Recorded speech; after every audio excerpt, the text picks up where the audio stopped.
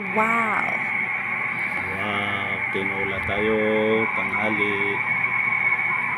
Ayan, magsabaw ta kay bagyo-bagyo, tinolang, pata tayo, simpleng ricado, sayote, green chili, at repolyo, pitsay. Ayan lang po siya. Pinalambot muna natin. Ayan, malambot na yan konti, kaya nilagay na natin ang sayote. Yan, lambot na yan, luto na, sobrang lambot, kaya nilagay na natin yung dahon. Pitsay ba yan? Ayan, sarap na tanghalian natin ngayon para makakain din. Maaga ako nagluto kasi para makakain din yung si Mrs. papasok sa trabaho para malusog siya magtrabaho. Ayan, kasi tayo ang tagaluto ngayon sa bahay.